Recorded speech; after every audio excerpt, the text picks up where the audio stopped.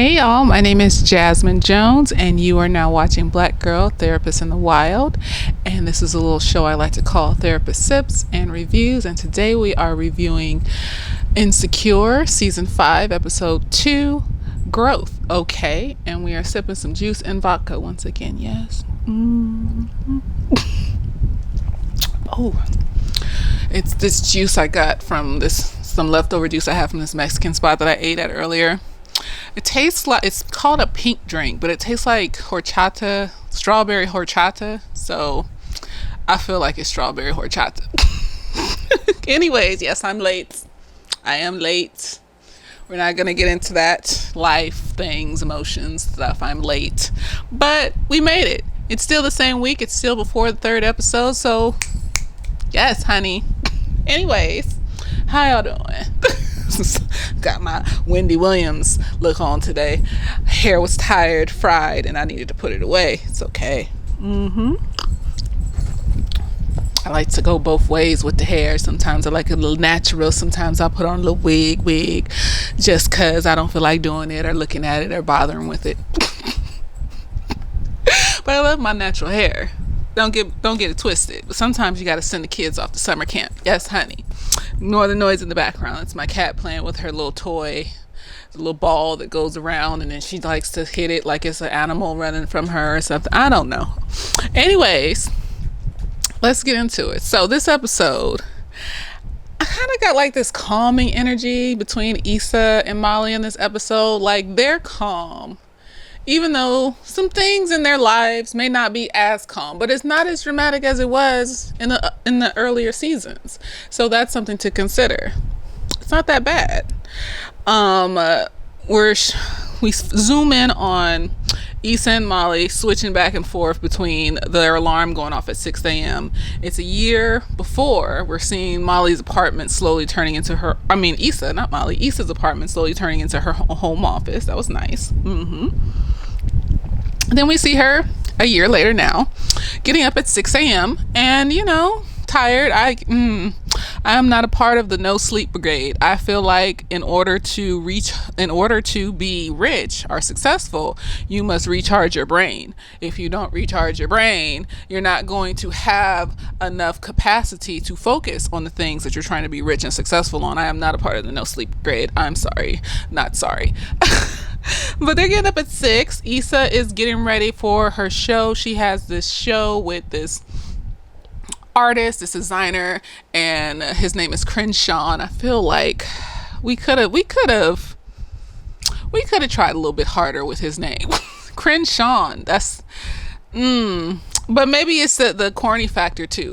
This is based off of Awkward Black Girl, so I'm not necessarily surprised. There's some corny bits in here that just kind of touch on Awkward Black Girl, so I can't, maybe that's what they're doing. And her assistant's already in the kitchen, and they're just getting ready. I think she's partnering with this company. I think it's called MBW or whatever the fuck. I don't care. And they're hosting the event, and she's bringing in the artists. And so Molly, we see her waking up at 6 a.m. and she's doing her morning meditation to Kelly Rowland about change and being great and wonderful and going out into the world. Molly is really down with the sickness when it comes to this therapy and mental health and mindfulness. And I'm just like, if only Issa would just step into a therapist's office a couple times, more than a couple. Some of these things that she's questioning and concerning herself about would be easier to deal with, easier to understand. Yes. So I'm just like, everybody's saying Molly's mean and Molly's this and Molly's a bitch and da-da-da-da. But my thing is, Molly went and got help. Molly realized she had an issue. Yes, there was some tragedies along the way, but sometimes we got to get tired of our own bullshit before we say I'm tired and go to therapy. Sometimes we got to hit our own personal rock bottoms before we say, I'm just going to go to therapy. I'm tired of feeling this way. When is Issa going to do? So I can't even be mad at Molly and her bitchy ways in the past, because it's all of us that have had, moments or times in our lives we didn't know how to deal with our emotions, and we fucked up and said fucked up things and did fucked up things to people and all this other stuff. But I applaud the ones that recognize that. Whenever you decide to recognize it, goes and gets help, and then actively works every day, just like you brush your teeth every day, you're supposed to, just like you wash your body and your legs every day, you're supposed to. You work on your mental health every day. You're mindful every day. You're mindful of your emotions. You're mindful of your environment. You're mindful. Okay? I'm just saying. I'm not mad at Molly, but it's only been 2 episodes. But her and Issa are bonding. They're like spending the night together, sleeping in the same bed together, like homegirls and shit like that. So it's like, okay. So, Molly's doing big things too. She's putting herself out there at work. She's, volunteering to spearhead the work retreat and all this other stuff. Issa got 10,000 followers on her business page on Instagram, the block. And things like that. They are growing in their career. Why is it that when women grow in their career, we can't also grow in our love life? We can't have, and I feel like this is playing off a stereotype. I want to see it happen. By the end of this season, I want to see them have the career and the love like we all deserve. Sierra's prayer. Yes, I listen. I listen to the song. I copy down the prayer. I have it somewhere private for myself. Dear Lord God, are you listening? But they're thriving in their friendship, in their career, even in their family life. They're thriving, and I'm here for it. I'm not, we don't always need to be dramatic in every area of our life. We don't always need to have issues all the fucking time. Issa's hosting book signings, and Molly and her are meeting for lunch. It's just cute. And it doesn't feel like foreshadowing of bullshit. So I'm not gonna believe it's foreshadowing of bullshit, because we've had bullshit all 4 seasons. Come on, they're friends. Let's end the squash it. Issa's at this book signings. This is why I say don't put people on pedestals. This woman walks up to her and she's just like, I love these events that you have. They saved my life. And then this woman's just standing there staring at her, and I'm just like, please don't put people on pedestals and get overly attached to them. They're the messengers. They're not God. They don't have mystical powers and all sorts of things. I think we all have power within us and things like that. But when we put people on pedestals, we forget that they're human beings, and when they make mistakes, then we look at them like they're fucking psychos. When in reality, no. Fetty Wap sold drugs because Fetty Wap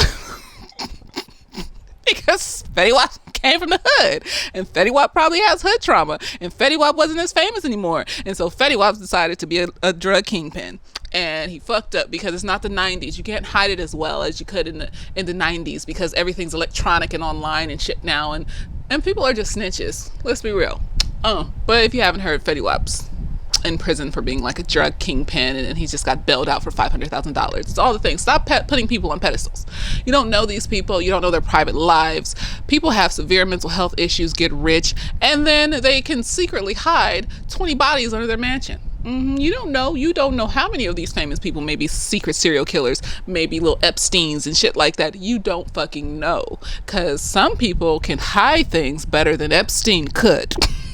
They don't brag about it. They're not cocky about it. They don't tell other people about it, and they have enough money to keep it hidden. So when you find out about it later on, like 20, 40, 50 years from now, you're just like, no, they didn't do that. Michael Jackson didn't touch those children. I know, girl. Were you in his house? Were you in his bedroom? Were you there with him when he was with the children 24/7? Oh, okay. I put it past no human being to be the best or the worst of us. I don't care who you are. If you're Beyonce, whatever. Let Armageddon come. And we're in little tribes and huts because the electricity has been, what is that electromagnetic wave that can kill all the electricity, and then we probably be in some kind of weird ass apocalyptic world and shit. Beyonce would get kicked out of the tribe if she didn't gather and hunt just like everybody else in the fucking tribe, okay? Nobody would care that she's Beyonce anymore, because everybody would be suffering. So Beyonce needs to suffer too. We're all just people. I don't know, I went on a tangent. I don't care. It's hitting me. Leave me alone. So we go to the next scene, and Molly and Issa are like having a girls' night, watching a movie, spending the night, sleeping in the same bed. It's cute. It's wonderful. Like I just love it. I love the cuteness of it. I love how they're just friends again. I love how Molly is actively working on her shit so she doesn't become that evil bitch witch that she was before because she couldn't handle her emotions. You know, it's just amazing. It's amazing. And the thing is that I don't think she was an evil bitch witch. I think she was lashing out because she could never face her true emotions. It is what it is. When you can't face your emotions, that's what I always say.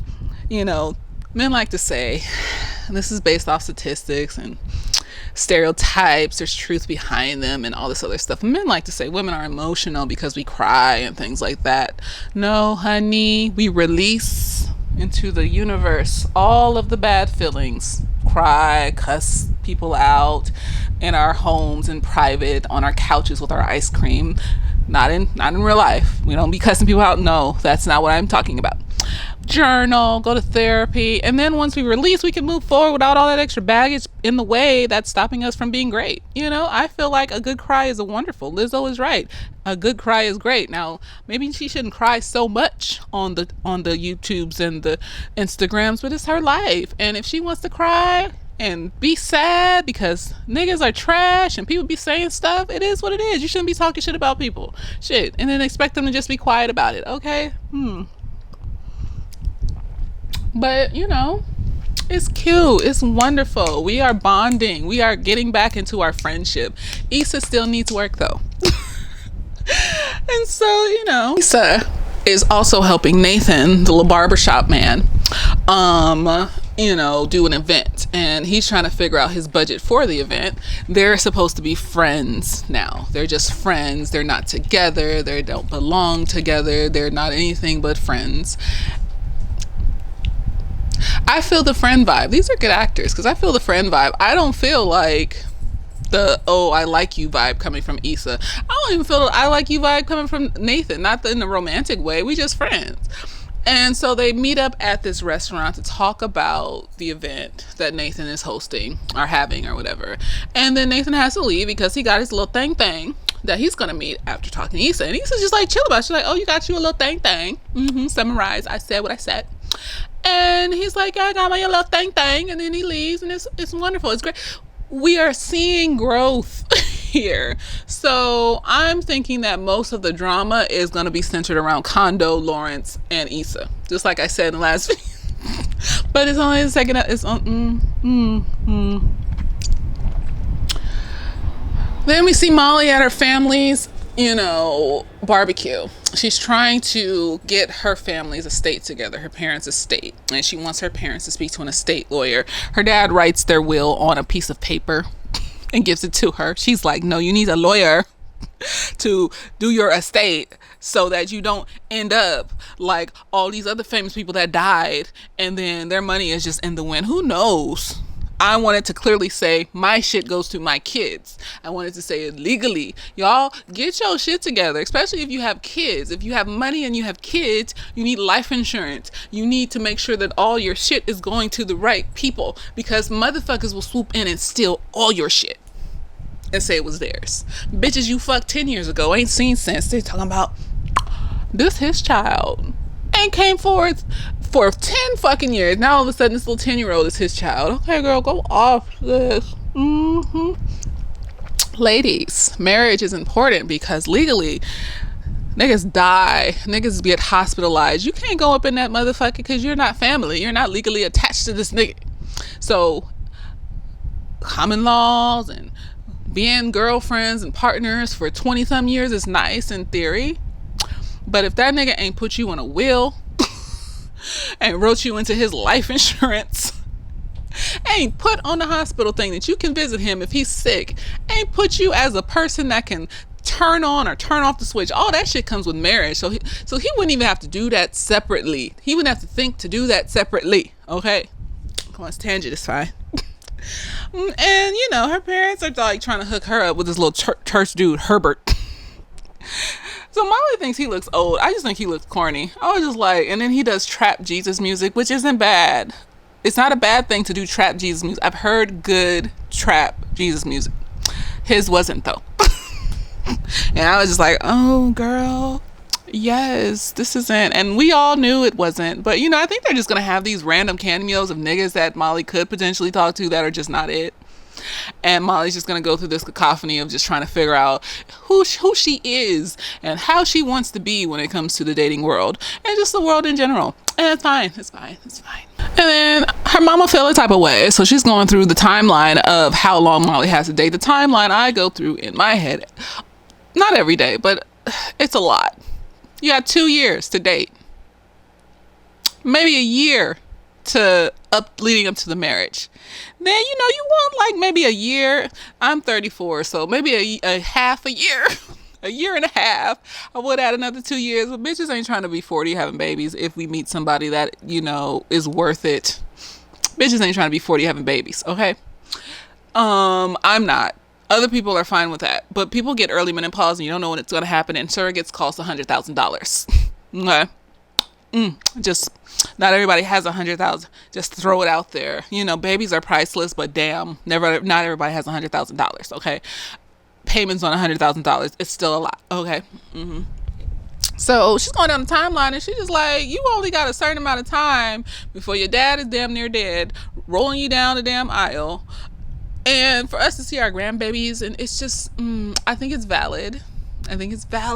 But at the same time, Molly needs to find herself first, because you need to be emotionally ready for a child. If you're not emotionally ready for a child, if you're not emotionally ready for a partner, then what's the point? So the timeline is valid, but you also need to fix yourself first, because so many trauma clients that have been traumatized by their own parents that I've seen, and I'm just like, I need to make sure I'm okay, because I can't be out here like overly overwhelmed. And this little child is impressionable watching me like, I don't know what to tell you, little nigga. I don't know. I hope you learn some shit and you become great, and you buy me a nice house and a car one day and shit like that. It's wonderful. So it's valid, but at the same time, make sure you fix yourself up before you decide to invite other people into your lives. Yes. Then we swoosh over to Issa doing her presentation for NDA and NWA and blah, blah, blah, blah, the white people that are hosting this event. That's all. And she's giving the presentation for Crenshaw. Crenshaw is, he created his clothing line in prison. Nothing wrong with that. But he's a bit hood. And the white folks are white folks, and they just feel like, we're a new company, so we don't need that press, but you're doing it at the African American Museum at USC in the fucking ghetto, bitch. Like, who's your audience? You got to understand your target audience, too. Like, you're not going to be the only one there, Mr. White Man. The target audience is black people. So, since the target audience is black people, the target audience will probably love that shit. And because he wanted to do like music and drums and dancers and also, and it wasn't even ratchet like that, except for like one part at the fashion show where dude was just screaming, nigga something, nigga this, and I was just like, oh, that white man looks uncomfortable. And he was just yelling directly into that white man's face. Everybody else was just like, oh, they loud. It was a good show though. It was a good show. So she's trying to hype them up about Crenshaw. And later that night, she's hanging out with Molly and at Molly's place. I guess they're doing sleepovers back and forth now. They're just close as thieves, thick as thieves, just friends. Yes. And Molly's just like, she's talking to Molly about the whole event. And Molly's just like, oh, you think that they're going to like make it white friendly because they want to use some other fashion designers and shit like that are more mellow than Crenshaw. And Issa's like, yeah, like, I'm trying to get this dude discovered. Like, this is my name on the line, and I also want to do this for this dude in my community and stuff. So she's really about the community, and there's nothing wrong with that. So then we skip over to Molly on the dating apps. Molly is looking at her old profile. It looked like she got like 300 fucking matches and shit. Like, you could just pick and choose and just send messages to nigga and see what they say.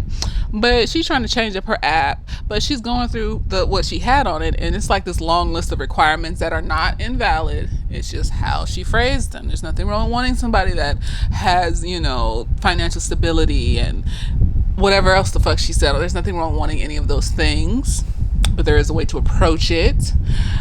I just look at the fucking things they put on their profile. I don't be listing a whole bunch of requirements and shit because that scares people away. And most of the time, niggas are gonna show themselves, and it's just gonna be like they're like the niggas that don't put their job on their profile. Swipe left. The niggas that say I got a job. Oh, aggressive. Swipe left.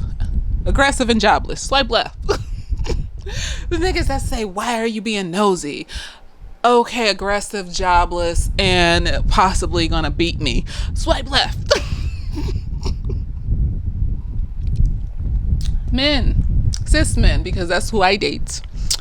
If you don't put your job, women with jobs, no, not jobs, careers. If you don't put your, because I'm looking for someone with a career, with passion, with goals, because that ties into your emotional stability. Men,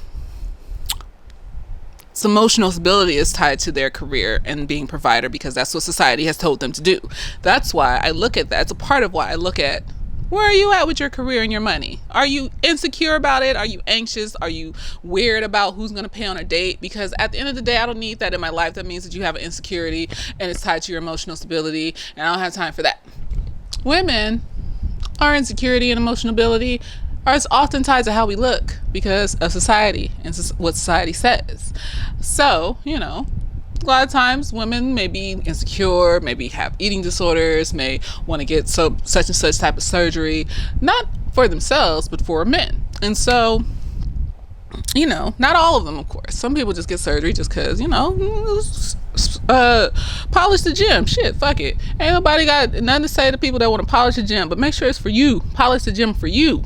And then the niggas are just gonna come. They come and go. There's enough of them. So, not putting what your job is on a dating app is a red flag. I'm dating for marriage. Most women that have good careers and good jobs tend to be dating for marriage. Who's gonna pay the mortgage if this lasts? Who's gonna take care of the children if this lasts? Who's gonna pay the car note and the trips, and who's paying for that if I don't know what you do for work and I don't know how you handle your money?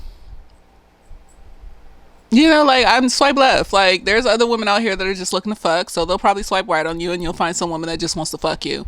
And at the end of the day, if you're scared to put your job because you think people are gold diggers, well, put your job, and then if you get to know them and then they seem like a gold digger, walk the fuck on. Don't let them take advantage. But no, you want your cake and eat it too. You want her because she's fine. She's a bad bitch. But then you get mad because she's also a gold digger. But then you still want her because she's a bad bitch. That's your own personal issues. That's none of my business. So yes, dating apps are trash. that was the foundation of this conversation. Yes. So anyways, Molly's list isn't invalid. It's a list. And it's off-putting. You just want to look for that shit as you're swiping. Just look for it as niggas that have money that are secure with themselves will just put their job. They will put their degree. They will put if they have kids. They will put their height. I've seen niggas that have all of those things and will be 5'5", and I'll be like, thank you for letting me know and giving me the option to swipe left without me having to decipher through your photos, because now I'm not sure, because every angle you take it from, I can't tell how tall you are. I'm sorry, I am 5'9". I want to feel like a dainty lady because I deserve to feel like a dainty lady. Leave me alone. So then Molly's going down the list of questions for the dating app, like who are you as a person and what type of person were you in the past and all this other stuff. And she's just going through her mind of all the toxic shit that she's ever said or done to people.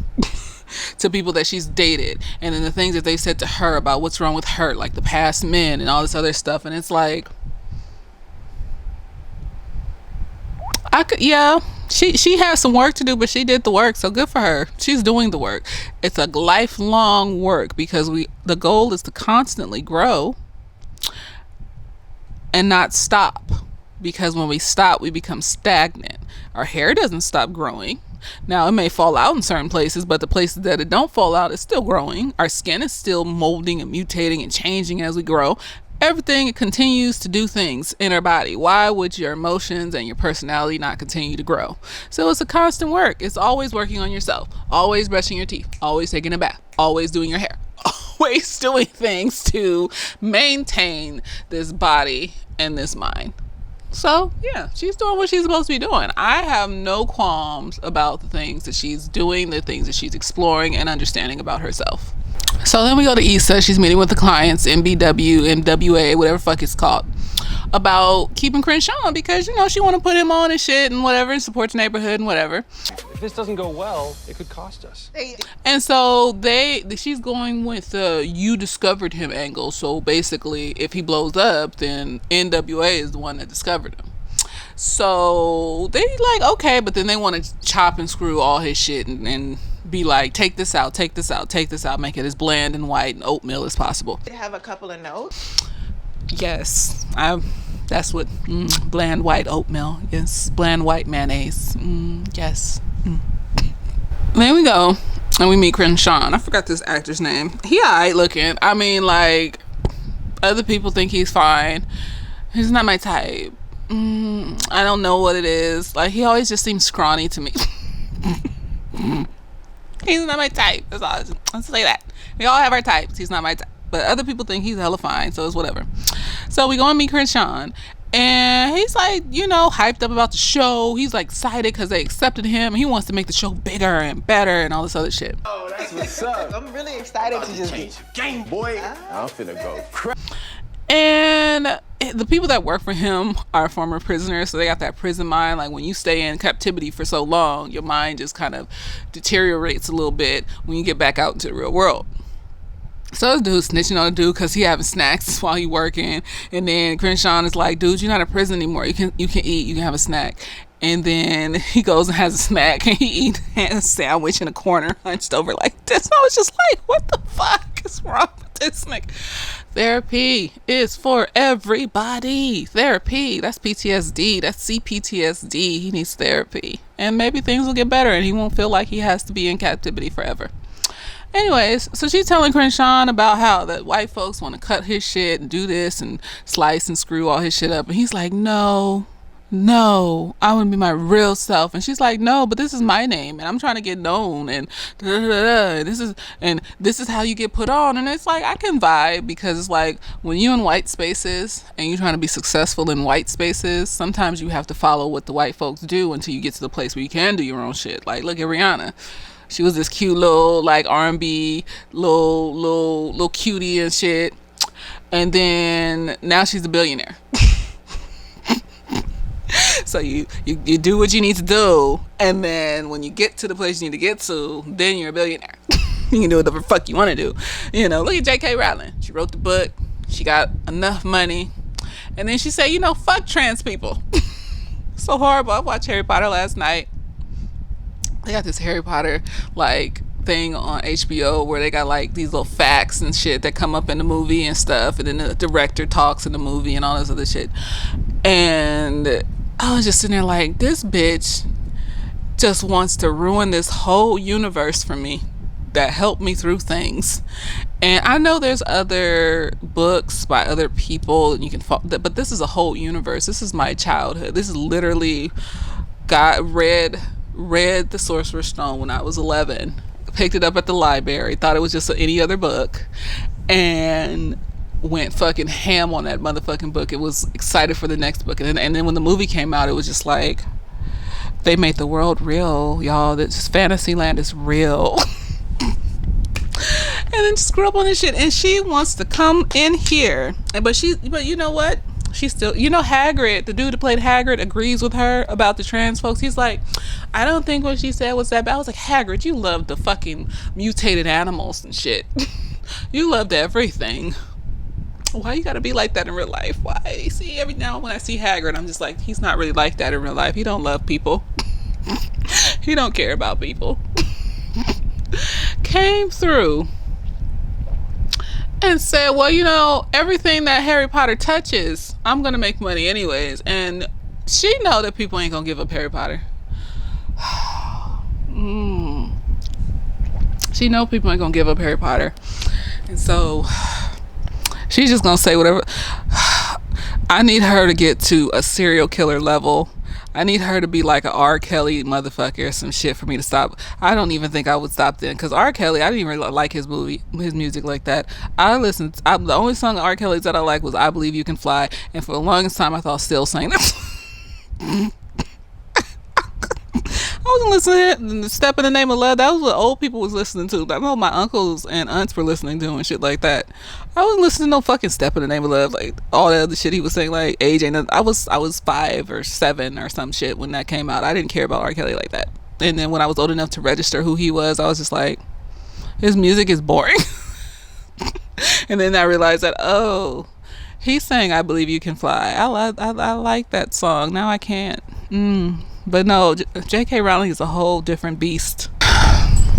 She's a whole different beast. Like, that is a whole universe of people, characters.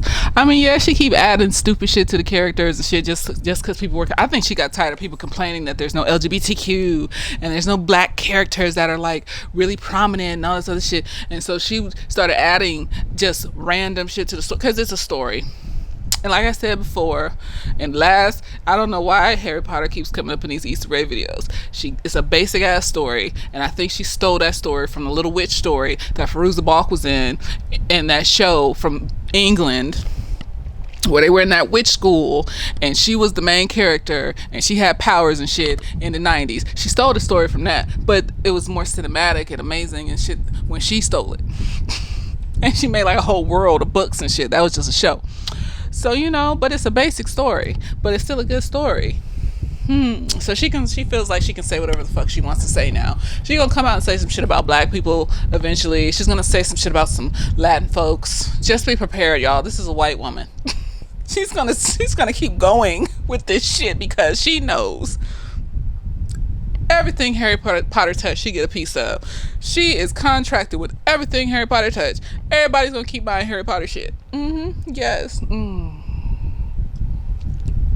So basically, when you get to a certain status, good or bad, you can do whatever the fuck you want to do. Like Rihanna do some fuck shit, they ain't gonna stop buying Fenty. Fenty does things for their skin. Fenty makes you look pretty and has a bunch of shades and shit like that. They're not gonna stop buying Fenty.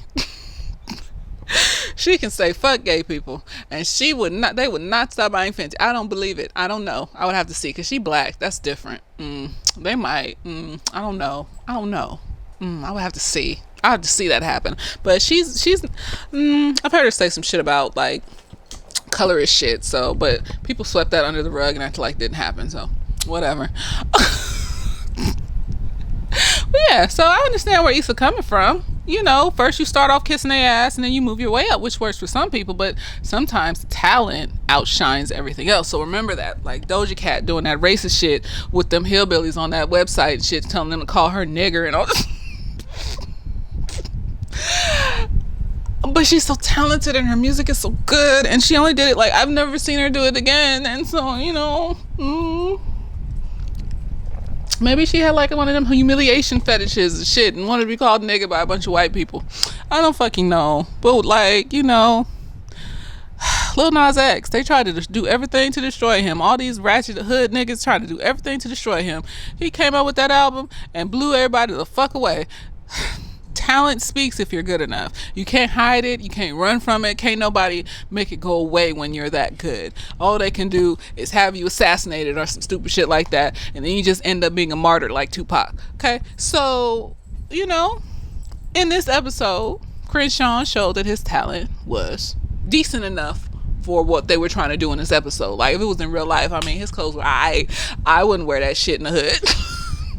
Why would I wear a full red bandana bodysuit in Long Beach? Why would I wear a full blue jumpsuit in Compton? Like, you gonna have white people wearing this shit and being like, fashion. Why you got them colors out there? Why you did? So it was good for the show, but in real life that shit wouldn't fly. There's too many gang members that are still triggered by colors, and I am not a part of that life. I do not want to be involved. So then we go to Molly. She's in the kitchen, And, you know, she's thinking about the things that she said to her mom. She feels like she jumped at her a little bit and she, you know, was wrong. And so she calls her mom and apologizes about jumping down her throat about the estate stuff.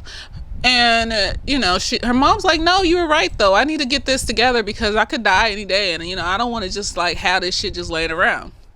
And Molly's like, but no, like, I just am learning that when I feel something, I need to approach it. That's mindfulness. I love it. Mindful. Look at Molly being mindful of her emotions. In the moment, addressing things, letting it the fuck go so she can move on. It's like taking a shit. Mindfulness is like taking an emotional shit, just a huge emotional dump, and leaving that shit over there in the toilet. Flush it, of course, because that's nasty to just leave it in the toilet. And walking the fuck on and living your fucking life. Like, she could have dwelled on that and been upset about it, and like she was when she found out her dad had cheated on her mom, and she just dwelled on that shit and wouldn't let it go and let it fuck up her relationships and shit like that and her emotions and stuff. But no, now she's feeling it. And why isn't Issa in there? Now I'm thinking, like, if anything happens, or maybe, you know what they're probably trying to do, they're trying to like what is it, renew Molly's character. They're trying to make her, because everybody was saying she's a bitch, she's mean. No, she was just hurt and lashing out at people, y'all. She wasn't a bitch, she wasn't mean. And if you can't give her some credit, then you can't give yourself credit for the times that you were a bitch and you were mean because you were lashing out at people and you were sad and you were hurt and all that other shit. And so remember that. I don't think anything that Molly did in the past season was psychotic, was sociopathic, was narcissist, was unfixable. I think she was just hurt and lashing out, and it is what it is. So she is, you know, reveling in her growth, okay? Girl. So now we're at the event. Okay, with NWA, NBA, whatever fuck is hosting the event. Crenshaw done bought the whole fucking crew. He done bought the bikes, the drums, the dancers, all the shit that the white folks wanted to cut out. He said, fuck you, bitch, I don't care. And of course, Issa has a right to be mad because she doesn't know how these white folks will react, and she's trying to go the path of, oh, if I just bow to these folks for a little bit and get to where I need to be, I can just be like, fuck it, when I get to where I need to be. But he's like, no, bitch, I'm talented. I'm not going to change who I am for you and for nobody and all this other shit. But it's like, if the shit got fucked up and Issa got in trouble and she lost a client, then what? If they didn't like that shit and she lost a client, then what? So that's you know, it worked out. I think that's why she looked so confused at the end, because it worked out, but at the same time, it was just like, what if I had lost that client though? What if, you know, I mean, you want to be yourself in your artistry. You want to not be limited. Look at this shit that I'm doing here. I don't fuck with them. I'm like 5 days late. I feel bad. But it's like dragging myself up to do this is difficult. But I enjoy it. So it's like, it's an art. I enjoy this shit. But it's like, I don't enjoy it till I actually get up and do it. It's the getting up and doing it part that becomes difficult. Then I have other shit to do. It's just a lot. But I enjoy it. So I put myself into it and put my heart into it when I do it. But I have to actually get to the point where I can get up and do it. So sometimes it's difficult. But I said, you know what? I'm not going to sit on this until the next episode and then get backed up and it looks stupid. So, you know, it is what it is.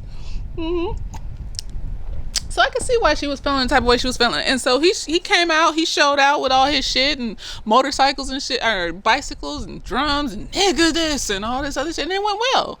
You know, it was cute. It was cute for the episode. It was talent for the episode. And the white dude loved it. He was like, oh my gosh, sometimes I think I just get so caught up in being on the straight and narrow, and you and Crenshaw showed me that you need to think out of the box, and I'm going to get you more funding to do more of these things. I don't know if she's working for them or if she's just getting, you know, business for them or talent for their events or whatever, but he's bringing the money, so that's all that matters. The monies. She's like a consultant or something. I don't fucking know. But it was cute. It was a cute little show. So then Issa goes and has a drink with Nathan, and Molly goes on this date with this fine ass. You know, I like me a big old flat stomach, football size looking nigga. Let me say flat stomach. He look like a bear, but like not even flat stomach. Just not like, you know, a bear belly. You know, like I don't mind a chunky nigga, but like, you know, look like you work out a little bit. It's so mean.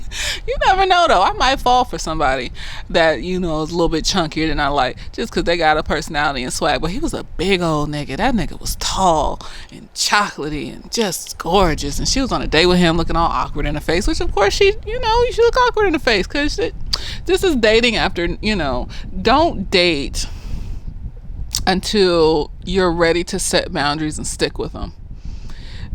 That don't date until you can experience a trigger from a man and let it ride off of your shoulder in front of him, and then set a boundary because he's not what you need.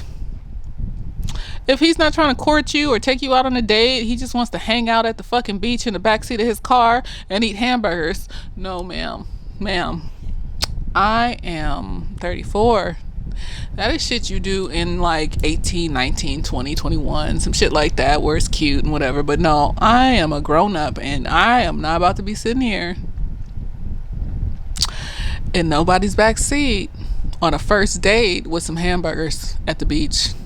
Now, we together and we've been knowing each other for a while and shit like that. Like, that's a cute little couple date. Like, you know, it's cute, but not the first date. You don't do that. You got to bring your best face. This is like a job interview, honey. You got to bring your best, because I'm bringing mine. I'm getting dressed. I'm putting on the $300 perfume. I'm doing my makeup. I'm putting on the glitter on my skin. I am anointing myself to present my best, and you are not. No, ma'am. There's nothing wrong with that. There is nothing wrong with wanting what you want. That's why you got your foundational boundaries. The things that none of them can be missing. The baseline is the most basic you can get. Honesty, loyalty, emotional stability, financial stability, you know, godliness. None of them can be missing. Then you got your conditional boundaries, like height, weight, how financially stable are they? You know, things like that. Things that you can compromise on. None of these can be missing though. None of the foundations can be missing, or else the house is going to fall over. So stick to it. But if you can't stick to it, then don't do it, because then you're going to end up looking crazy when they turn out not to be what you want. And then you won't want them to be what you want because you think they're cute, or you think they have good conversation and all this other shit. They have the crumbs of something, the potentials of something, but they don't have the whole thing. And then you probably be passive aggressive or outwardly angry or whatever. Just walk away. They don't have it. Walk away. So yeah, she's ready to date. She's out and about. And then we get to Issa. She's sitting on the balcony at her house with Nathan. They're having a little drink. And then Nathan gets up. He about to go. He got shit to do. And he's just like, you know, you could stay. You could spend a night. Oh. Nathan just looking all awkward. Like, he ain't only... And the fucked up part is, he don't look in the face as attracted to her as he did like when they first met. Like, he was giving her the up and down. He was the neediness, I want that. He was kind of looking like, okay, I mean, I guess. Oh, okay.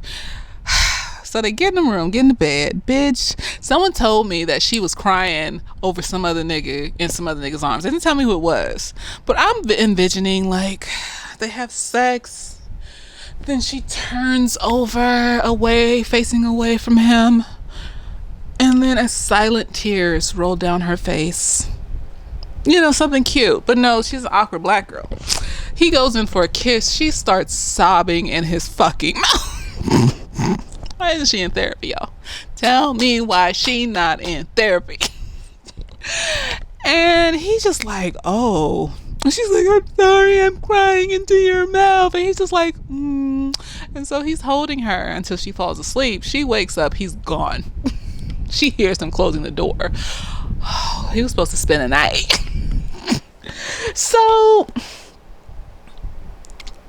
I I still don't understand why she can't be with Lawrence. I'm confused. And if she don't hurry up and get her ass with Lawrence is gonna end up with Kondo or some other bitch. And it's just gonna be like, for what? For what? Y'all love each other? I'm confused. People co-parent. They in their 30s. Motherfuckers be having kids already in their 30s. It's a thing. It's not like he's 25 and living life and growing himself and then you find out he has a kid. It's like, no, he's in his 30s. A lot of men are gonna have kids already. So the fact that he had an oopsie baby with this bitch, it was before y'all were together. What is the problem? See, Issa need to go to therapy.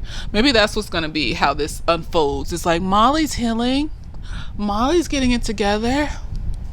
Now it's time for Issa to get it together or whatever. Because it's pissing me off. It's pissing me off. I'm just like, because it's starting to look a little corny how Molly is just going through this whole healing thing and Issa is still just a mess emotionally. Like, she's cool with her career and things like that and in her friendship, so she's functioning in some areas of her life, but she is a whole mess over here with this like love situation, romance, and also just self-worth. It's like, be alone then. Like, look at Molly, she over here being alone until she's ready to date again. Issa over here like, I just want someone to hold me, which is valid. There's nothing wrong with that, but it's just like, girl, did Lawrence cheat on you? Did he hit you in the face? What did he do? Y'all weren't together when he got Kondo pregnant. I mean, maybe she feels awkward because she was trying to be friends with Kondo. Is it Condoleezza? What the fuck her name is? Kamala? What the fuck her name is? It's just like, ew. Oh, we got an issue.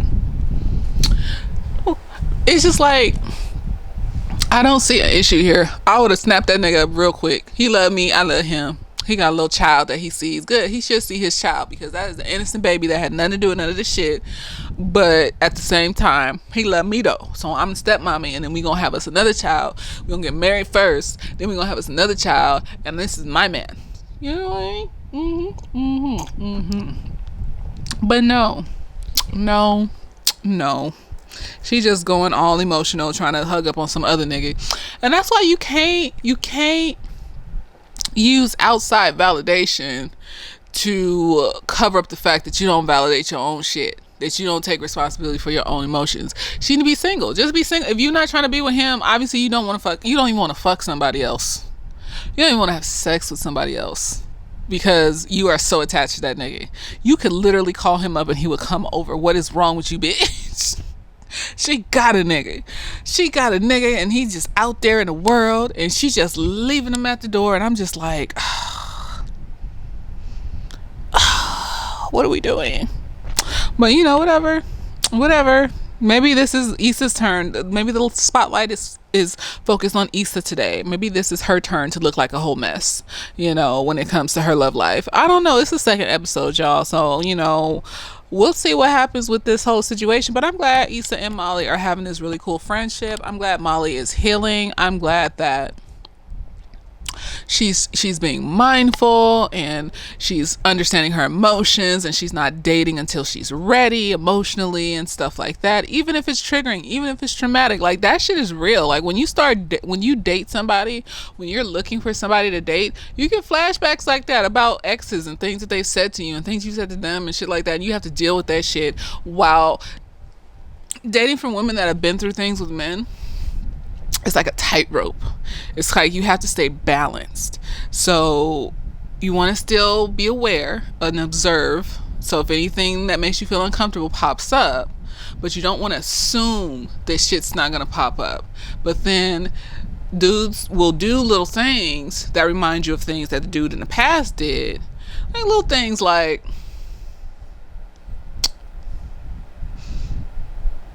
put his phone face down when he's at dinner with you. He may not even do it that often. It may not be anything. But for you, that reminds you of that cheating ass nigga that always hid his phone from you, and you found out that he would have 5 bitches behind your back. And you just sitting there sweating, just like, okay, no, we have to treat every man like he's brand new. This is not Derek from Chicago. This is a brand new man. And so We're going to stay on that tightrope. And we're going to do this. We're going to be positive and cute and funny. And we're going to go forward. And then a week later, after texting you nonstop every day, you barely hear from that nigga. And you're just like, but I stayed on the shade and narrow and I did what's happening. But the nigga could just be comfortable now. And you hear from him 3 or 4 times a day instead of 10. He could have been asleep that one time. And you got to just treat every nigga that you come across like they are brand new nigga. Even up until the point that they do the same shit as other niggas. And there's going to be a lot of niggas that end up doing the same shit as other niggas. But you have to act like they're not until they do. And that shit is fucking hard. I don't understand. And then it's like, you have to not jump to conclusions. You have to not go through their shit. You have to not be like, why aren't you texting me like you were before? What's going on? I say, I can't be talking to these niggas. I mean, I'm a work in progress. That's what I constantly say. I am a work in progress. It's going to take a very patient man to understand that. Bitch can't just be walking this tightrope all the time. I'm tired. I'm just going to be asking questions and being like, why did you put your phone face down? Maybe I need some more time being single. It's fine. And so dating is hard for women because statistically speaking, black women are murdered by black men at a high rate. They are molested, raped, all the things by black men at a high rate. And so you can say that they've been in a lot of fucked up relationships with black men at a high rate, going with those other 2 statistics. So, it's hard to just treat you like you're a new person. Cause this nigga was nice to me too. This nigga talked to me for hours and seemed to enjoy my company too. And then I didn't hear from him again after we talked. This nigga took me on a nice date and it was wonderful and amazing and wonderful too. And then, we had sex and I didn't hear from him after we had sex. So it's like, you just have to be really patient when you're dating, especially a black woman, because we're on the bottom of the totem pole. That statistic where, they did that thing on dating sites and found out that we are at the bottom of the picking pot when it comes to who gets swiped right on. Down there with Asian men. We're down there. We're all just mulling together wondering why nobody loves us. And so, be really patient when you're dating a black woman, because we've been through a lot of trauma. There's epigenetics from slavery. There's being murdered in mass by black men. Abused, beaten, molested. 1 in 3, 4 black women have been molested, sexually abused and shit like that. So when you date a black woman, you're probably going to come across somebody that is on their journey to healing. Not quite there yet. They probably got some issues. They got some issues. Now, I'm not saying you got to be patient with the ones that have obvious toxic issues that don't seem to be workable through, or you can't have a conversation about and shit like that and they can get the fuck over it. But if they in a place where they're on their healing journey and they come to you honestly and say, this thing bothered me and I'm working through it, but I just need to ask you about it because it bothered me, and so I just want to know what you think and why it happened. Have a conversation. There's nothing wrong with that. That means they're on a journey of healing, but something bothered them and they need to talk about it. They're not assuming. You put your phone down and it really bothered me because I had an ex that used to do that. I'm not saying that you're like that. It just made me flinch for a moment. I just want to let you know why I got quiet mid sentence. So you don't think I'm just crazy. It's a conversation. It's not let's ghost because she's crazy. But then sometimes them niggas be ghosting because they are like that. So sometimes the trash takes itself out and it's okay too. But I'm excited to see the rest of this season. I'm excited to see how people grow, people change, people evolve. And yeah, let me know what you think of this review.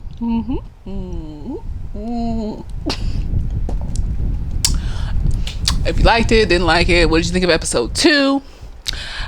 How do you think the rest of the season is going to unfold? What do you think about Molly's drastic change and her mental health? And do you think Issa needs therapy? I think she needs therapy. Yeah, let me know. Later days.